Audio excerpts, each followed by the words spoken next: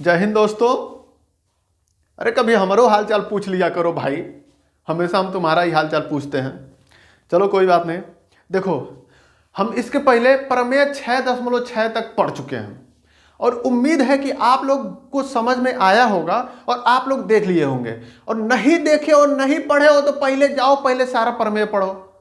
हमने उसका प्लेलिस्ट बना दिया है अलग से, उसमें आपको कहीं ढूंढने की जरूरत नहीं है। आप चैनल पे जाओ, नीचे जो कालीचरण स्टडी पॉइंट लिखा होगा उस पर क्लिक करोगे, उसमें प्लेलिस्ट पे जाओगे, प्लेलिस्ट पे एक तुमको दिख जाएगा, ठीक है, थ्योरम वाला प्रमेय कक्षा 10 ऐसे करके कुछ होगा, त्रिभुज प्रमेय कक्षा 10, ठीक है। उसमें जाओगे तुमको सारा वीडियो मिल जाएगा जितने भी प्रमेय हैं, ठीक है। कहीं ढूंढने की जरूरत नहीं पड़ेगी, परेशान होने की जरूरत नहीं पड़ेगी जब तक उसको नहीं देखोगे। और इसके पहले प्रमेय जो 6.6 जो हम पढ़ाए थे, यदि वो नहीं देखे होगे तो आज जो एक्सरसाइज बताने जा रहे हैं ये तो तुमको ना ऊपरे ऊपरे से चला जाएगा, पता नहीं चलेगा क्या हो रहा है, ठीक है। लेकिन यार इतना भी नहीं होगा, हम पढ़ा रहे हैं, एक बार तो बताइबे करेंगे, सूत्रवा तो कम से कम बताइबे करेंगे, ठीक है। तो टेंशन लेने की जरूरत नहीं है। अब देखो, आज हम जो एक्सरसाइज सॉल्व करने जा रहे हैं वो एक्सरसाइज है प्रश्नावली 6.4, ठीक है।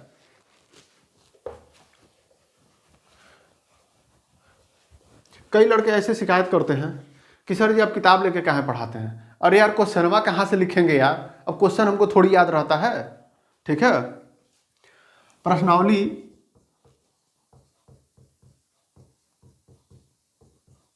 6.4, ठीक है। देखो हम पहला क्वेश्चन लगाते हैं। पहला क्वेश्चन ये कह रहा है कि मान लीजिए त्रिभुज ए बी सी और त्रिभुज डी ई एफ समरूप हैं। त्रिभुज दो बना लो, A B C D E F, ये दोनों क्या कह रहा है, समरूप हैं, ठीक है। अब आगे भी कुछ लिखा हुआ है, इनके क्षेत्रफल 64 सेंटीमीटर स्क्वायर और 121 सेंटीमीटर स्क्वायर है भैया 64 सेंटीमीटर स्क्वायर, ठीक है। ये है कितना, 121 सेंटीमीटर स्क्वायर, ठीक है। तो कह रहा है यदि EF बराबर 15.4 सेंटीमीटर, EF कौन सा है भैया, EF बराबर 15.4 सेंटीमीटर, ठीक है। तो क्या कह रहा है, BC ज्ञात कीजिए, यानी कि ये क्या है, ठीक है। तो हमने आपको बताया था कल नहीं अगर पहले वाला वीडियो में, ठीक है, अब चाहे आप लोग जहिया भी देखे हो, हमने आपको बताया था कि त्रिभुज का क्षेत्रफल का अनुपात बराबर भुजा के लंबाई के अनुपात के वर्ग के बराबर होता है। कहने का मतलब यह है कि यदि एरिया त्रिभुज AR त्रिभुज ABC को क्या हम लोग पढ़ेंगे कि ABC जो त्रिभुज है उसका क्षेत्रफल को हम लोग ऐसे लिख देते AR ABC का मतलब क्या हुआ, ABC त्रिभुज है उसका क्षेत्रफल, ठीक है। एरिया लिख रहे हैं, त्रिभुज बनाने की जरूरत क्यों नहीं पड़ती है, कौन लड़का बताएगा। जो भी जानते हो एक बार आप कमेंट बॉक्स में पहले लिख दो कि क्यों हम यहां पे त्रिभुज बनाने की जरूरत नहीं पड़ी, पहले ही मान लिया जा रहा है कि त्रिभुज में है। इसलिए क्योंकि ABC 3 बिंदुओं से मिलके चतुर्भुज तो बन नहीं सकता है, पंचभुज तो बन नहीं सकता है, त्रिभुज ही बनेगा।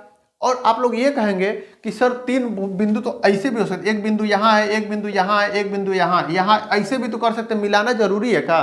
तो ये बताओ, अगर तो तुम ऐसे करोगे तो इसका लंबाई आप निकाल सकते हैं रेखा का, आप इसका क्षेत्रफल नहीं निकाल सकते हैं। क्षेत्रफल होने के लिए हमेशा क्या जरूरी है, एक बंद आकृति, 2 डायमेंशनल, ठीक है, तभी क्षेत्रफल निकलेगा।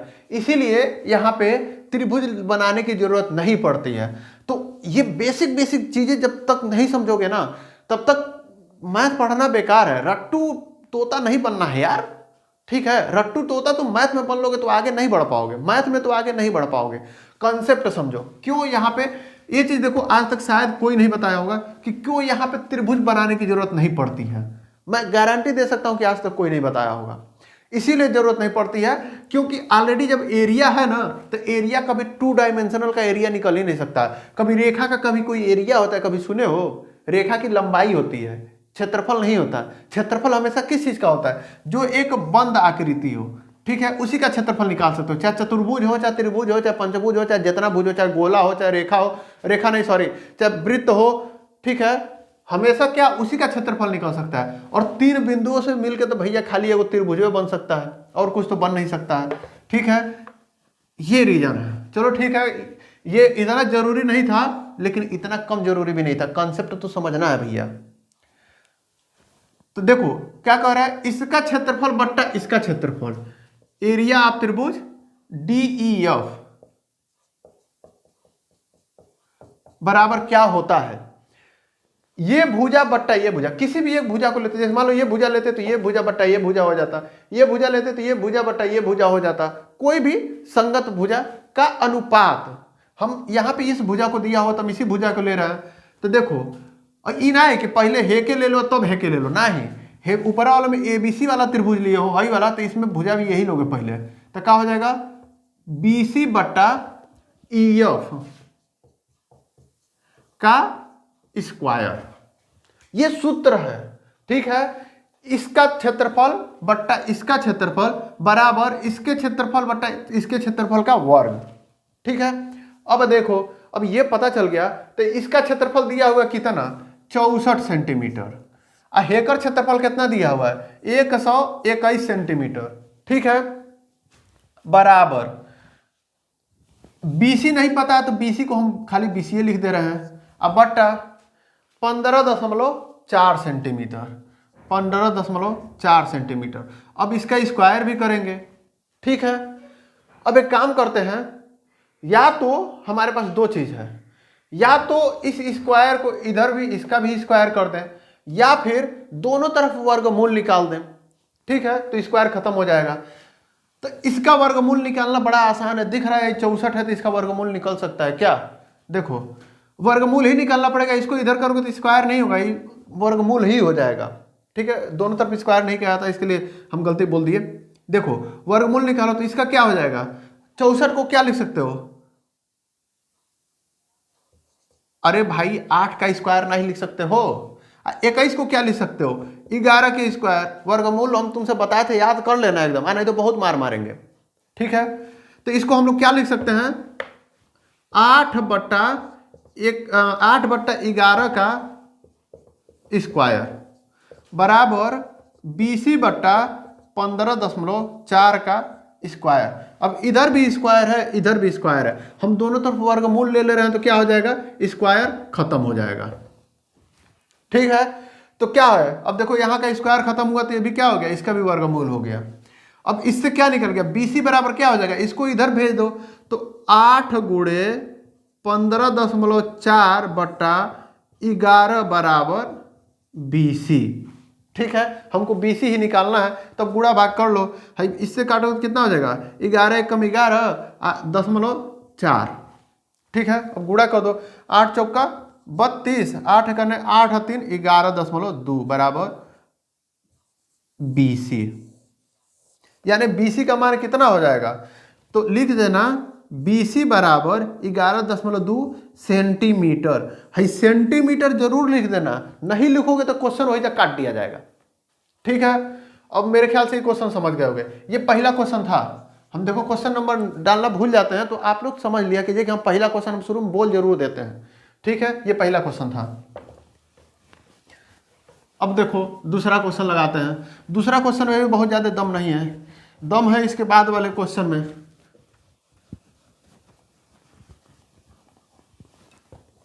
दूसरा क्वेश्चन देखो, दूसरा क्वेश्चन ये कह रहा है समलंब ABCD में एक समलंब है,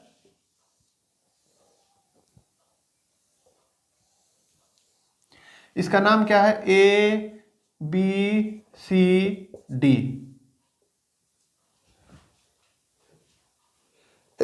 सॉरी, देखो AB और DC क्या है समानांतर है, ये तो हमने बनाया ही ऐसे है कि AB और DC समानांतर हो जाए, ठीक है। इसका कह रहा है विकर्ण जो है ओ पर प्रतिच्छेद कर रहे हैं, यानी अब विकर्ण बनाओ। विकर्ण का मतलब क्या? आमने सामने कोण को मिलाती हुई रेखा, ये हो गया। ठीक है, ये कहां काट रहा है भैया? ओ पर काट रहा है। अब क्या कह रहा है? यदि ए बी बराबर 2CD, यानी कि ये जो ए बी है, ये मान लो अगर तो यक्स है तो ये CD क्या है? 2x है, यानी कि ये जो है इसके दुगुना है। ठीक है, तो पूछ क्या रहा है? त्रिभुजों AOB और COD के क्षेत्रफल का अनुपात। AOB यानी कि ये वाला त्रिभुज और COD यानी कि ये नीचे वाला त्रिभुज, इनका अनुपात पूछ रहा है। देखो भैया, दिया हुआ है ये जो AB रेखा है ना, इसके दुगुना लंबाई है CD रेखा की है, यानी कि AB की लंबाई अगर तो मान लो 5 सेंटीमीटर है तो CD की लंबाई कितना हो जाएगी? 10 सेंटीमीटर। ये हमको दिया हुआ है। अब कह रहा है कि ये और ये यानी कि ऊपर वाला त्रिभुजा और नीचे वाला त्रिभुजवा का क्षेत्रफल का अनुपात बताइए। तो देखो, हमने कल इसको प्रूफ कर दिया था, क्या ये दोनों क्या है? समरूप हैं। लेकिन कोई बात नहीं, यहां पे नहीं दिया हुआ तो हमको पहले प्रूफ करना पड़ेगा कि क्या है? समरूप त्रिभुज है। अब प्रूफ करना बहुत ही आसान है। देखो, ये कोण बराबर ये कोण, क्यों? एकांतर कोण। ये कोण बराबर ये कोण, क्यों? एकांतर कोण। ये कोण बराबर ये कोण, क्यों? शीर्षाभिमुख कोण। आराम से हो गया, कुछ करना ही नहीं पड़ा। ठीक है, तो लिख दो त्रिभुज AOB व त्रिभुज COD में, ठीक है, क्या है?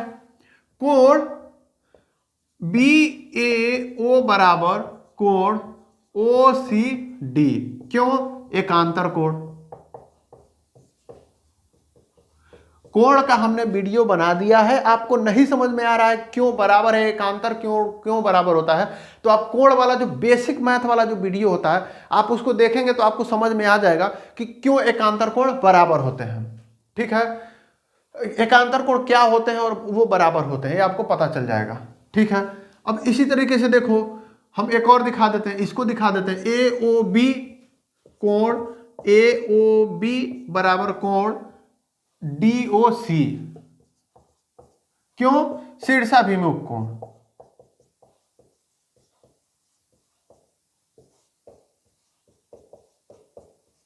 ठीक है, अब कुछ लोग कहेंगे सर जी हमको शीर्षाभिमुख कोण समझ में नहीं आता, उसका अंग्रेजी क्या होता है? तो नेट पे सर्च मारो भैया, क्योंकि कुछ काम खुद से करोगे तो याद हो जाएगा। ठीक है, देखो, अब दो कोण बराबर हो गए तो हमको द्वितीय कोण प्रूफ करना होता है। तो हम क्या कह देते हैं कि दो कोण बराबर हो जाते हैं किसी दो त्रिभुज में, तो त्रिभुज दोनों क्या हो जाते हैं? समरूप। तो इसलिए हम कह सकते हैं कि त्रिभुज AOB समरूप त्रिभुज क्या? COD। ठीक है, अब जब समरूप हो गए तो मतलब कंडीशन लागू हो गया, यानी कि अब इसका क्षेत्रफल बट्टा इसका क्षेत्रफल बराबर इसके भुजा और इसके भुजा का वर्ग। तो इस प्रकार हम लिख सकते हैं एरिया ऑफ त्रिभुज ABO बट्टा एरिया ऑफ त्रिभुज COD बराबर क्या? AB बट्टा DC का होल स्क्वायर।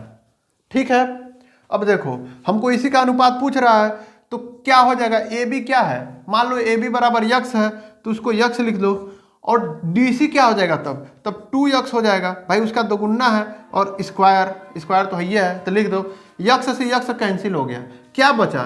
1/2 का स्क्वायर, और ये क्या है? 1/2 का स्क्वायर। एरिया ऑफ त्रिभुज AOB बट्टा एरिया ऑफ त्रिभुज COD।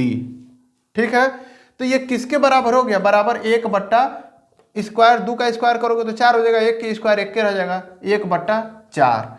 यही क्या हो जाएगा? इसका आंसर हो जाएगा। इनके अनुपात क्या हो जाएंगे? 1/4 के बराबर हो जाएंगे। ठीक है, अब देखो तीसरा क्वेश्चन थोड़ा सा दमदार है। दमदार है तो इसका मतलब ये नहीं है कि कठिन है।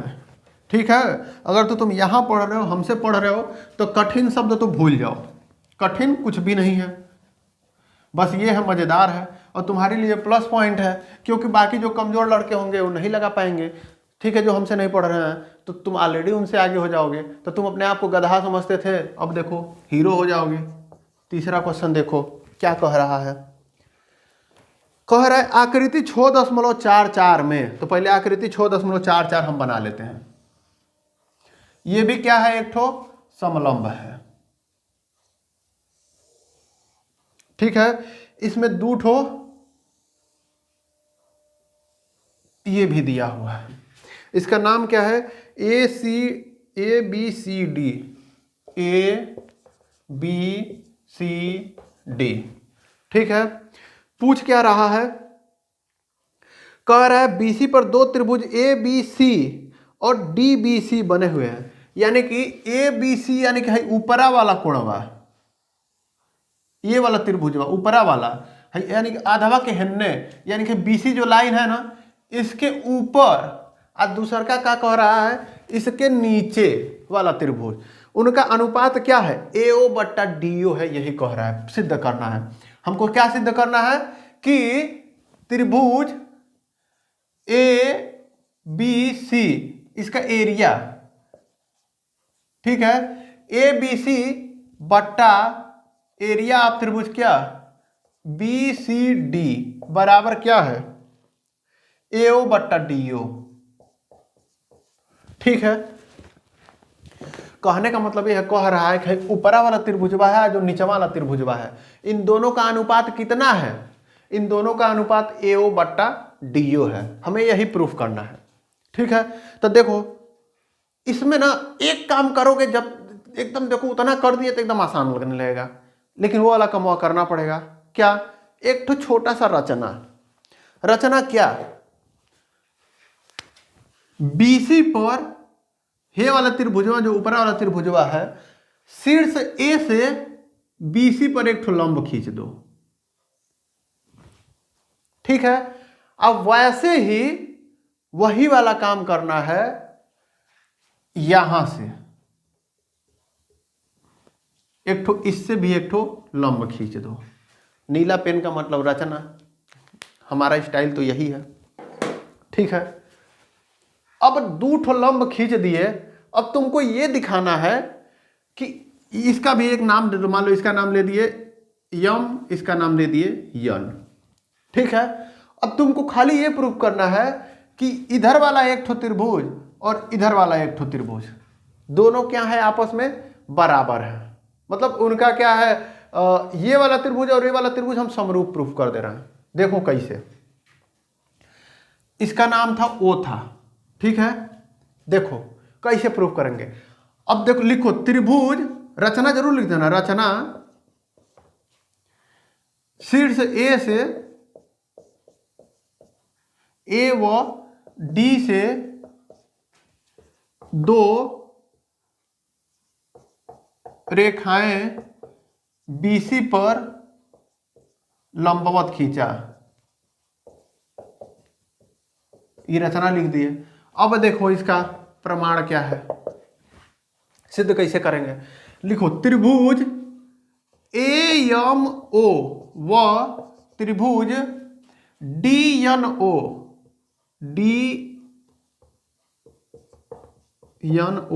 में, मतलब हम कौन सा 2 त्रिभुज ले रहे हैं, ये वाला है जो छोटा वाला है, ये वाला देखो, ये वाला त्रिभुज जो है, और त्रिभुज ये वाला है जो लंबा सा है,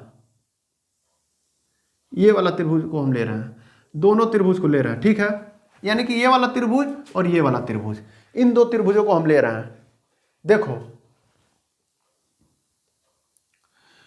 कोण AMO यानी कि ये वाला कोण, ठीक है, कितने अंश का होगा, 90 अंश का है, क्योंकि लंब है। तो क्या हो जाएगा, कोण AMO बराबर किसके हो जाएगा, अरे भाई ये भी तो 90 अंश है, ये भी लंब है तो ये भी 90 अंश है, तो इसके बराबर हो गया, यानी कि DNO किसके बराबर हो गया, कोण DNO बराबर क्या है, 90 अंश, किससे, रचना से। ठीक है, अब एक चीज और देखो, ए ओ एम और एन ओ डी भी तो आपस में बराबर हो जाएंगे भाई। ये कोण और ये कोण शीर्षाभिमुख कोण, ठीक है। तो कोण ए ओ एम बराबर कोण एन ओ डी, ठीक है। क्या लिख दोगे? शीर्षाभिमुख कोण।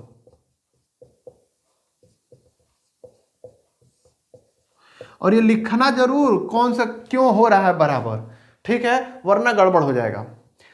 अब ये दोनों शीर्षाभिमुख कोण हो गए, दोनों बराबर हो गए। इसका मतलब क्या हो गया? दो कोण बराबर हो गए तो हम कह सकते हैं कि ए एम ओ और डी एन ओ क्या हो गया? समरूप हो गया, ठीक है। इसका मतलब क्या कहते हैं? इसलिए त्रिभुज ए एम ओ समरूप त्रिभुज क्या? डी एन ओ, ये हमको मिल गया। अब जैसे ही समरूप मिला तो इसका मतलब हम क्या कह सकते हैं? इसमें और इसमें देखो एओ बट्टा एम, एओ बट्टा एम बराबर किसके? एनडी बट्टा ओडी या ओडी बट्टा एनडी, ठीक है। किसके बराबर हो जाएगा? ओडी बट्टा एनडी, ठीक है। ये हमारा कंडीशन मिल गया। क्यों ये दोनों हुए हैं? क्योंकि समरूप के क्या होते हैं? जो भुजाएं जो होती है, संगत भुजाएं क्या होती हैं? समानुपाती होती हैं, ठीक है। तो इसका संगत भुजा ये, तो इतना बट्टा इतना, इतना बट्टा इतना बराबर क्या? इतना बट्टा इतना है, लंबा वाला बट्टा ये वाला किनारा वाला, ठीक है। ये हमको एक चीज मिल गया, इसको एकदम याद रखना, इसका अभी आगे जरूरत पड़ेगा, ठीक है। अब देखो, अब त्रिभुज BCA का क्षेत्रफल निकालना है हमें। तो यहां पे हम लिख दे रहे हैं एरिया ऑफ त्रिभुज BCA बराबर क्या हो जाएगा? BCA का क्षेत्र क्या होता है? आधार है BC, पहले 1/2 गुणे आधार है BC। भाई ये वाला जो ऊपरा वाला त्रिभुजवा है इसका आधार यही BC ही तो है।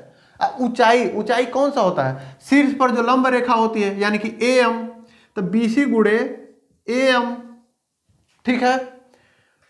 इसको बट्टा में कर दो क्या?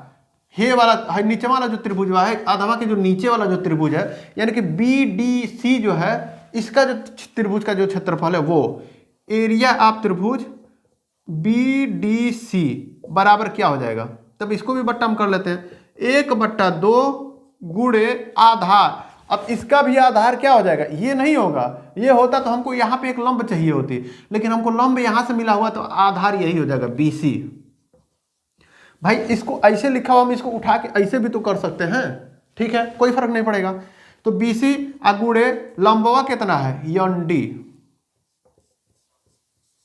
ठीक है। अब देखो, इससे हमको यह पता चल गया AM और ND, यहां पे AM है और यहां पे ND है। हम यहीं पे एक काम करते हैं, AO को इधर भेज देते हैं, ND को इधर कर देते हैं, तिर्यक गुणा, ठीक है, या पक्षांतर कर ले। देखो यहाँ ND को यहां करके वो AO को इधर कर सकते हैं, तो क्या हो जाएगा? यहां पे ND बट्टा AM, ND बट्टा AM बराबर क्या हो जाएगा? OD बट्टा OA, OD बट्टा OA। हो सकता है कि नहीं हो सकता है? बिल्कुल हो सकता है। अब इसमें देखो 1/2 दोनों ओर है, कट गया। BC ऊपर भी है, BC नीचे भी है, कट गया, ठीक है। और AM बट्टा ND बच रहा है, क्या बच रहा है? बराबर AM बट्टा ND। अब हम AM बट्टा ND को क्या लिख सकते हैं? देखो AM बट्टा ND ऊपर नीचे हो गया, तो इसको भी ऊपर नीचे कर लेते हैं भैया, जो हमको जरूरत हो उस हिसाब से हम इसको बदल लेते हैं, कोई फर्क नहीं पड़ेगा, ठीक है। तो यहां से हमको क्या मिल जाएगा? AM बट्टा ND बराबर क्या मिल जाएगा? AM बट्टा ND बराबर क्या मिल जाएगा? तब इसको भी पलट देते हैं, OA बट्टा OD, OA बट्टा OD। अब देखो यहां भी AM बट्टा ND है, AM बट्टा ND, तो इसको क्या लिख सकते हैं? OA बट्टा OD लिख सकते हैं, बराबर OA बट्टा OD। ठीक है, यानी कि क्या हो गया, हमको मिल गया एरिया ऑफ त्रिभुज BCA बट्टा एरिया ऑफ त्रिभुज BDC बराबर क्या, OA बट्टा OD। यही हमको लाना था, OA बट्टा OD। देखो OA लिखो चाहे AO लिखो, कोई फर्क नहीं पड़ता है। ठीक है, यही हमको प्रूफ करना था। ये था हमारा तीसरा क्वेश्चन। देखोगे लग रहा था कितना कठिन है। कठिन क्या था, केवल इसमें ये ट्रिक था कि हाँ, इसको एक जो शीर्ष लंब का रचना जो करना था वही इसको खतरनाक बना रहा था। अब तुमको समझ में आ गया, अब तुम तो कभी गलती करबे नहीं करोगे। ठीक है, अब इसमें से एक या दो क्वेश्चन और हम बता दे रहे हैं, बाकी क्वेश्चन आप लोग लगाइएगा। और जो ना आया आप लोग कमेंट में डाल दीजिएगा, उसको हम बताएंगे फिर से।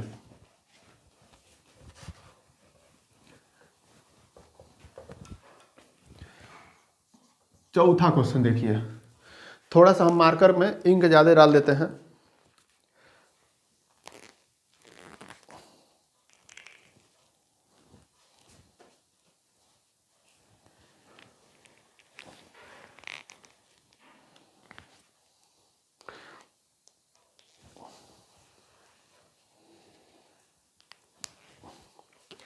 बहुत कस के बंद हो गया था। अब इसके बाद से हम बताएंगे चौथा क्वेश्चन। ठीक है,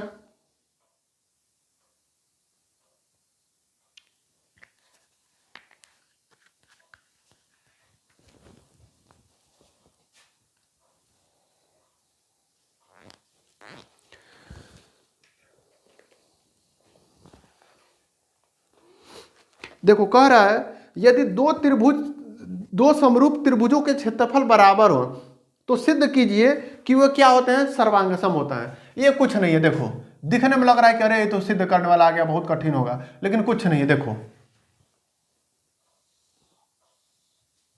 इनके क्षेत्रफल बराबर हैं तो हम भी ऐसे बनाते हैं कि क्षेत्रफल बराबर दिखे। ये हो गया ABC, ये हो गया PQR। ठीक है, अब क्या कह रहा है, कह रहा है कि इनके क्षेत्रफल आपस में क्या है, बराबर है। तो ठीक है भैया, कोई बात नहीं। पहले नंबर की बात यह है कि ये समरूप है, तो समरूप है तो इसका मतलब क्या हो गया, यानी कि लिख दो त्रिभुज ABC व PQR, वो मत लिखो, समरूप लिख दो। समरूप त्रिभुज ABC और PQR समरूप है, तो इसका मतलब क्या हो गया, AB बट्टा PQ बराबर क्या, BC बट्टा QR बराबर क्या, AC बट्टा PR। ठीक है, इन तीनों का अनुपात क्या हो जाएगा, आपस में बराबर हो जाएगा। पहला कंडीशन ये हो गया। अब इसमें देखो हमें सिंपल सा इसमें भी एक काम करना है। हमें पता है कि दोनों का क्षेत्रफल क्या है, बराबर है, यानी कि दिया है क्या, ये भी दिया हुआ था। ठीक है, दिया है क्या, एरिया ऑफ त्रिभुज ABC बराबर एरिया ऑफ त्रिभुज PQR। हमें सिद्ध करना है कि ये सर्वांगसम है। तो सर्वांगसम सिद्ध करने के लिए हम ये कर सकते हैं कि हम सिद्ध कर दें इनकी सभी भुजाएं बराबर हैं। तो सभी भुजाएं बराबर है तो त्रिभुज क्या हो जाता है, सर्वांगसम हो जाता है। ठीक है, अब देखो एरिया ऑफ ABC बट्टा PQR जब करेंगे तो उसका मान कितना हो जाएगा, 1 हो जाएगा, क्योंकि दोनों बराबर हैं। तो एरिया ऑफ त्रिभुज ABC बट्टा एरिया ऑफ त्रिभुज PQR। ठीक ना, हमने इसको इधर पक्षांतर कर दिया, ये किसके बराबर हो गया, 1 के बराबर हो गया। और हमको ये भी पता है कि एरिया ऑफ त्रिभुज क्या, ABC बटा एरिया ऑफ त्रिभुज PQR, ये किसके बराबर होता है, AB बट्टा PQ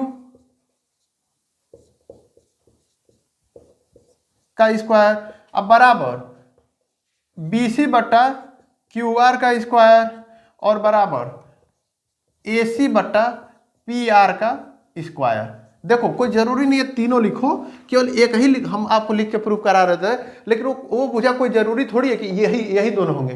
गीता में थोड़ी लिखा है कि यही दोनों वो भुजा होंगे, ये दोनों भी भुजा हो जाएंगे तब भी हो जाता है बराबर, ये दोनों हो जाते हैं तो भी हो जाता है बराबर। तो हमने बराबर में इसको भी लिख दिया, बराबर में इसको लिख दिया, बराबर में इसको भी लिख दिया। क्यों? ताकि आसानी हो जाए। ठीक है, अब देखो ए बी सी त्रिभुज पी क्यू आर क्या है, उसका मान 1 है। यहाँ पे हमको पता है क्यों 1 है, क्योंकि दोनों आपस में बराबर है, तो काट दोगे तो 1 ही ना बचेगा। तो देखो इसका मतलब हम लिख सकते हैं 1 बराबर ए बी बट्टा पी क्यू का स्क्वायर बराबर बी सी बट्टा क्यू आर का स्क्वायर बराबर ए सी बट्टा पी आर का स्क्वायर। ठीक है, अब अलग अलग देखो, अब इतना बट्टा इतना बराबर 1 होगा, इतना बट्टा इतना बराबर भी 1 होगा, इतना बट्टा इतना बराबर भी 1 होगा, क्योंकि सब बराबर है। तो देखो हम सबसे पहले लेते हैं ए बी बट्टा पी क्यू का स्क्वायर बराबर 1, ए बी बट्टा पी क्यू का स्क्वायर बराबर 1। तो दोनों वर्गमूल ले लोगे तो क्या हो जाएगा, ए बी बराबर पी क्यू, कोई बात नहीं।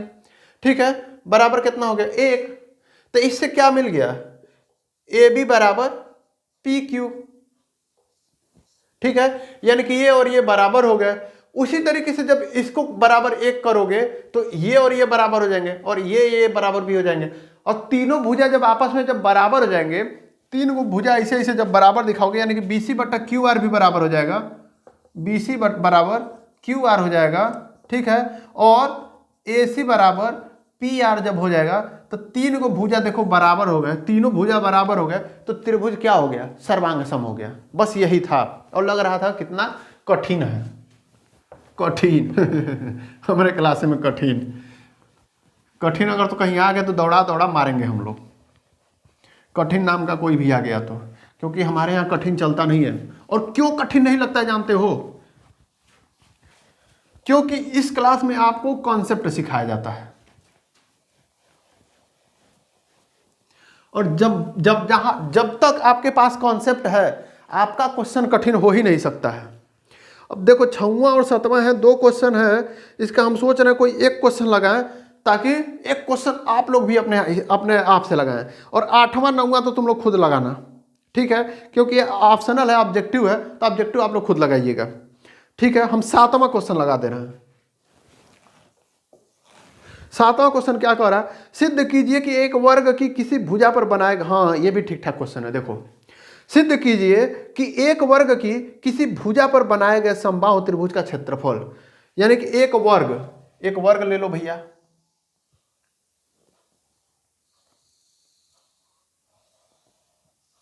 ठीक है।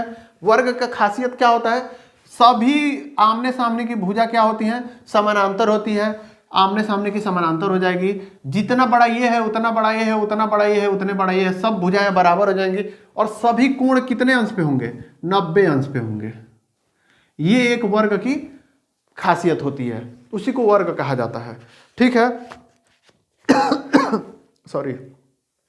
अब देखो क्या कह रहा है, बनाए गए त्रिभुज का क्षेत्रफल उसी वर्ग के किसी विकर्ण पर बनाए गए समबाहु त्रिभुज के क्षेत्रफल का आधा होता है।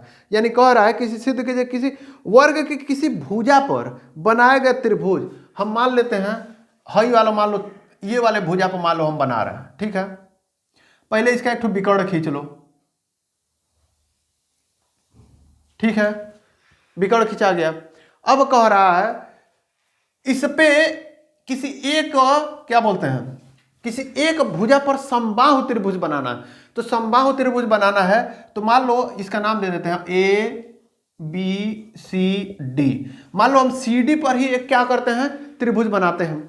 तो त्रिभुज समबाहु त्रिभुज बनाना है तो मान लो x सेंटीमीटर है, ये भी x सेंटीमीटर है, ये भी x सेंटीमीटर है, ये भी x सेंटीमीटर है, तो समबाहु त्रिभुज होगा तो ये भी कितना होगा, त्रिभुज ऐसे बनेगा। अब पूछो ऐसा क्यों बन रहा है, और उसी तरीके से एक त्रिभुज बनाना है, इसके विकर्ण पर भी एक त्रिभुज बनाना है। तो विकर्ण पर त्रिभुज जो बनेगा वो कैसे बनेगा, ऐसे बनेगा, वो बाहर जाएगा। ठीक है, अब आप लोग बोलेंगे कि अरे ऐसा क्यों हो रहा है, ऐसा इसलिए हो रहा है क्योंकि देखो ये जो त्रिभुज जो है हम बना रहे हैं, इसका हम मान लो यल डाल दे रहे हैं और इसका नाम हम यम दे रहे हैं। ठीक है, यानी कि त्रिभुज डी यल सी ये जो त्रिभुज है वो क्या है, समबाहु त्रिभुज है। यानी कि इसका मान अगर तो यक्ष है, इस भुजा का मान यक्ष है, तो इस त्रिभुज के भुजा का भी मान कितना होगा, यक्ष होगा। ठीक है, इसका यक्ष है, ये भी यक्ष है, ये भी यक्ष है। आप लोग जब कॉपी में बनाइएगा तो इसको ऊपर सटा मत दीजिएगा, क्योंकि ऊपर वो सटेगा नहीं, ऊपर जब सट जाएगा तो इसका मान अधिक हो जाएगा। ठीक है, क्योंकि देखो ये यक्ष सेंटीमीटर है, मान लो ये 5 सेंटीमीटर है, ये भी 5 सेंटीमीटर है। ठीक है, तो जब सीधा ले जाओगे तब ना 5 सेंटीमीटर होगा, अगर तो तनिको टेढ़ कर दोगे तो ऊपर 5 सेंटीमीटर के लिए चिपकेगा थोड़ी ना, चिपकेगा तो 5 सेंटीमीटर से अधिक नहीं हो जाएगा। अरे भाई, तुम्हारे पास ऐसा रास्ता है, तुम यहां से चलना शुरू कर रहे हो, यहां पे जाना है तुमको, तो तुम क्या करते हो, तुम सोचते हो कि अगर तो हम जल्दी जल्दी जाएं, जैसे मान लो खेते में जाते हो, मेड़ ही होता है, तो बरसात के सीजन में तो तुम लोग ऐसे जाते हो, जब खेत में फसल होती है तो तुमको लंबा चलना पड़ता है, और जब खेतवा खाली हो जाता है तो क्या करते हो, शॉर्टकट लगा देते हो खेतवा के बीच में। क्यों इधर से जाते हो, क्योंकि नजदीक पड़ता है। ठीक है, यानी कि ये और ये दोनों जोड़ोगे उससे ये नजदीक पड़ेगा, लेकिन इसका मतलब ये नहीं है कि ये जो लाइन है, चेक देखो, ये सीधा लाइन खींचोगे, इसका दूरी मान लो 5 सेंटीमीटर, तो इससे थोड़ा सा भी किनारे खींचोगे तो इसकी डिस्टेंस 5 सेंटीमीटर से बढ़ जाएगी। इसीलिए हम लोग क्या करते हैं, इसीलिए इसका जब त्रिभुज बनाओगे, समबाहु त्रिभुज है, समबाहु त्रिभुज की सभी भुजाएं बराबर और सभी कोण 60 अंश होते हैं। एक चीज हमेशा याद रखना, यानी कि ये जो कोण होगा इतना, CDL जो कोण होगा ये कितना होगा, 60 अंश होगा। ठीक है, ये हमेशा याद रखना। यहां यल जो होगा, यल पे जो कोण होगा ये भी कितना होगा, 60 अंश होगा। ठीक है, और ये यक्ष सेंटीमीटर है तो ये भी कितना हो जाएगा, यक्ष सेंटीमीटर होगा, ये हमेशा याद रखना। और ये यलसी जो है ये भी कितना हो जाएगा, यक्ष सेंटीमीटर होगा, क्योंकि समबाहु त्रिभुज है और समबाहु त्रिभुज की सभी भुजाएं क्या होती हैं, बराबर होती हैं। ठीक है, तो ये याद रखना। अब देखो इसका जो विकर्ण है, विकर्ण की लंबाई क्या होगी। देखो विकर्ण की लंबाई बनाने के लिए हम यहाँ पे अलग से एक चतुर्भुज वो बना के, वर्ग बना के तुमको हम विकर्ण की लंबाई समझा देना कैसे निकालते हैं। देखो ये है यक्ष सेंटीमीटर, ये भी यक्ष सेंटीमीटर है, ये 90 अंश है। क्यों, क्योंकि ये एक वर्ग है और वर्ग के जो भी कोण होते हैं वो कितने अंश होते हैं, 90 अंश होते हैं। तो एक बात बताओ, ये जो है एक समकोण त्रिभुज बन गया कि नहीं बन गया, बताओ, समकोण त्रिभुज बन गया। और समकोण त्रिभुज में ये क्या हो जाएगा, ये लंब हो गया, ये आधार हो गया, अभी हम इसको मिटा दे रहे हैं, केवल हमको इतने से मतलब है। ये आधार हो गया, ये लंब हो गया, ये कर्ण हो गया। तो कर्ण का लंबाई बराबर क्या होता है, आधार का लंबाई का वर्ग प्लस लंब का वर्ग बराबर कर्ण का वर्ग। यानी इसका ये जो कर्ण है इसका वर्ग प्लस इसका वर्ग बराबर कर्ण का वर्ग, यानी कि ये वर्ग प्लस इसका वर्ग बराबर इसका वर्ग। तो इस केवल इतना निकालना होगा तो क्या होगा, केवल कर्ण निकालना हो, वर्ग हटाना हो तो इनको अंडर रूट में कर देते हैं। ठीक है, अब देखो ये तो यक्ष है तो यक्ष का स्क्वायर हो जाएगा, ये भी यक्ष है तो प्लस यक्ष का स्क्वायर, और दोनों का क्या हो गया, अंडर रूट में। यक्ष का स्क्वायर प्लस यक्ष का स्क्वायर कितना हो गया, अंडर रूट 2 यक्ष का स्क्वायर, यक्ष स्क्वायर प्लस यक्ष स्क्वायर 2 यक्ष स्क्वायर, बस। तो यानी ये जो कर्ण है इसकी लंबाई कितनी है, अंडर रूट 2 यक्ष स्क्वायर। ठीक है, अंडर रूट में 2 यक्ष स्क्वायर, पूरा अगर तो स्क्वायर लिखना है तो उसको भी अंडर रूट में लिखना। ठीक है, इसका मतलब ये भी जो विकर्ण पे जो त्रिभुज बन रहा है वो भी कैसा त्रिभुज बन रहा है, वो त्रिभुज भी समरूप क्या बोलते हैं कि समबाहु त्रिभुज बन रहा है। यानी कि जो लंबाई विकर्ण की है वही लंबाई इस भुजा की भी है। तो यानी कि ये भी क्या हो जाएगा, अंडर रूट 2 यक्ष का स्क्वायर, ये भी क्या हो जाएगा, अंडर रूट 2 यक्ष का स्क्वायर। अब ये मत करना कि हाँ सर जी है इसी पे है त्रिभुज बन रहा है, वही वाला जो हमको त्रिभुज चाहिए हो जाएगा, नहीं, क्योंकि विकर्ण बड़ा है ना और भुजा छोटा होता है तो हमको बनाने के लिए और बाहर तक ले जाना पड़ेगा, क्योंकि विकर्ण बड़ा है और विकर्ण की लंबाई के बराबर ये वाली ये डीएम है। ठीक है, अब देखो तुमको दोनों का क्या मतलब, और देखो ये भी कोण कितना होगा, 60 अंश होगा। ठीक है, तुमको भुजा पता चल गया, कोण पता चल गया। अब देखो एक एक चीज को देखो समझाते चलना है, अब इसके बाद से गलती मत करना। अब त्रिभुज DLC, त्रिभुज DLC व त्रिभुज कौने में BDM, त्रिभुज BDM में। ठीक है, देखो ये कोण 60 अंश है, सभी कोण 60 अंश है, समबाहु त्रिभुज है, तो सिंपल सी बात है क्या हो जाएगा, समरूप त्रिभुज हो जाएगा। दोनों में क्या है, दोनों क्या है, समबाहु त्रिभुज है।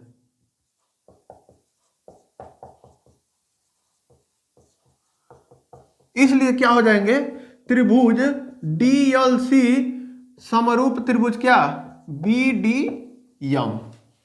ठीक है, इतना हो गया। अब देखो कह ये रहा है कि इनका निकालना क्या है, हमको दिखाना है कि ये जो है छोटका वाला जो है और ये जो बड़का वाला है, तो जो छोटा वाला है ये क्या है, यह आधा है इसका क्षेत्रफल है, जो बड़ा वाला है इसका क्षेत्रफल क्या है, 2 गुना है। ठीक है, तो अब देखो अब तो बड़ा आसान हो गया। अब जब ये दोनों समरूप हो गए तो एरिया ऑफ त्रिभुज क्या, DLC, यानी कि DLC छोटा वाला, अब बट्टा एरिया ऑफ त्रिभुज क्या, DBM, यहां देखो DDM हम लिख दें, DBM होगा। ठीक है, DBM बराबर क्या हो जाएगा, कोई दो भुजा ले लो, सब तो बराबर हैं क्योंकि समबाहु, दोनों समबाहु त्रिभुज हैं। तो देखो DL बट्टा LC हम ले रहे हैं, अच्छा है DC बट्टा DL ले रहे हैं। ठीक है, DC बट्टा DL, नहीं यार ये तो गड़बड़ हो गया, हमको एक वो इस त्रिभुज में से एक इस त्रिभुज में से लेना है ना। ठीक है, तो हम चलो ठीक है किसी को भी ले लेते हैं, किसको ले लें, किसको ले लें, किसको ले लें, मान लो इस छोटका वाला त्रिभुजा से हम इसको ले रहे हैं, अच्छा इसको ले रहे हैं, अब बड़का वाला त्रिभुजा से हम इसको ले रहे हैं। ठीक है, तो इसकी लंबाई कितनी है, यक्स, पहले नाम लिख लेते हैं, चलो DL बट्टा DB का होल स्क्वायर। भाई जब समरूप त्रिभुज होता है तो दोनों का एरिया का जो क्षेत्रफल, एरिया का जो सूत्र होता है यही होता है।